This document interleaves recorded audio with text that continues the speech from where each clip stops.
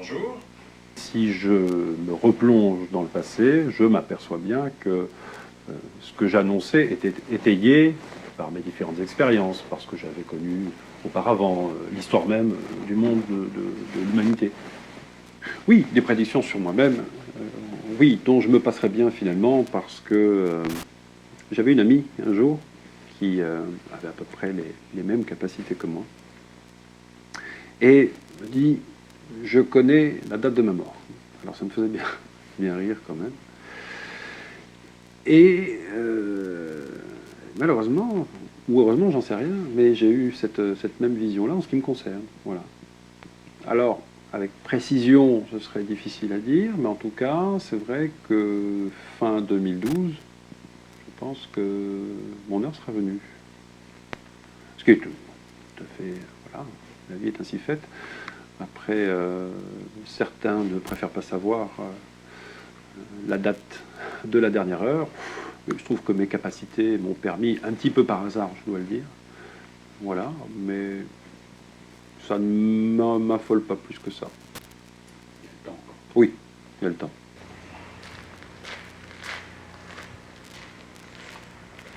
Oui, donc nous verrons au courant des années 90 l'effondrement du bloc soviétique. Le bloc soviétique va éclater en plusieurs pays. Voilà. Et certains d'entre eux, même, seront probablement intégrés dans l'Europe. L'autre événement majeur que je vois, c'est un problème par rapport à l'alimentation. On risque de croiser, au milieu des années 90, une crise sanitaire majeure sur l'alimentation, par rapport aux bovins, notamment. Mais cette crise sanitaire ne touchera pas que les vaches, elle pourra être évidemment très dangereuse pour l'homme.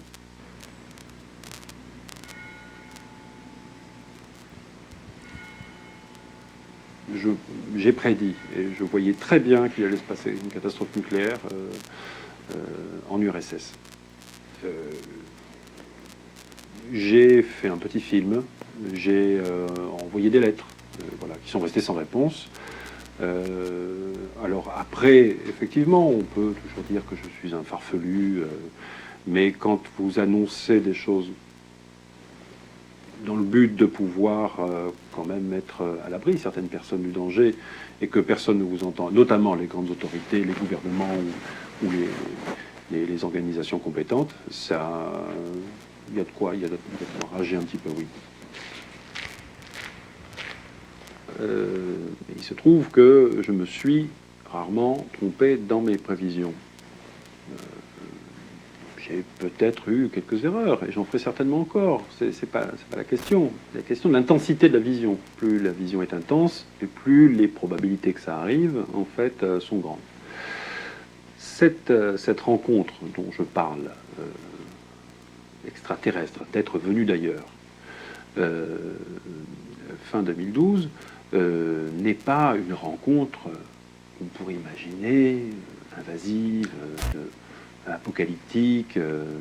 Il s'agit d'une installation, d'une implantation, d'une première étape en fait. Ce n'est pas une fin, c'est une étape. Ils vont s'implanter dans le système de nos vies à la manière d'un virus dans un organisme vivant.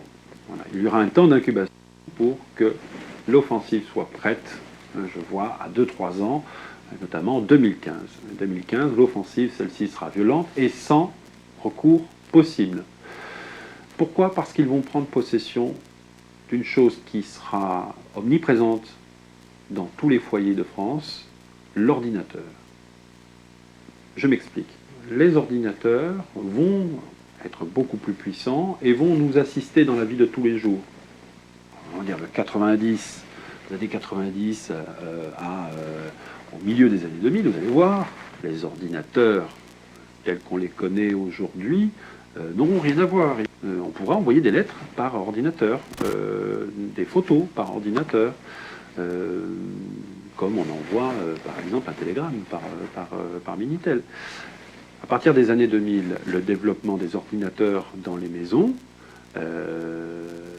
fera qu'on sera relativement dépendant de ces machines-là, parce qu'elles vont à peu près régir notre quotidien. Ce sera notre talon d'Achille.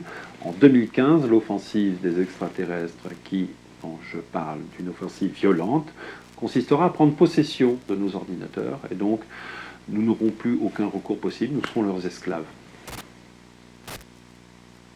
L'offensive extraterrestre, celle dont je parle, c'est-à-dire le moment où ils vont prendre possession de nos ordinateurs, de nos vies, pouvoir de décision, ce sera à une période de 2015 que je situe entre, on va dire, entre septembre et décembre. Sauf que dans cette même prédiction, et dans ces visions, je vois aussi que cette offensive est accompagnée d'une éclipse lunaire. La seule éclipse lunaire qui existe, en tout cas qui a lieu dans cette période-là, c'est le 28 septembre. 28 septembre 2015 sera la date, si on ne doit pas parler de jugement dernier, en tout cas la date d'une heure fatidique pour l'humanité. Ça, j'en suis convaincu.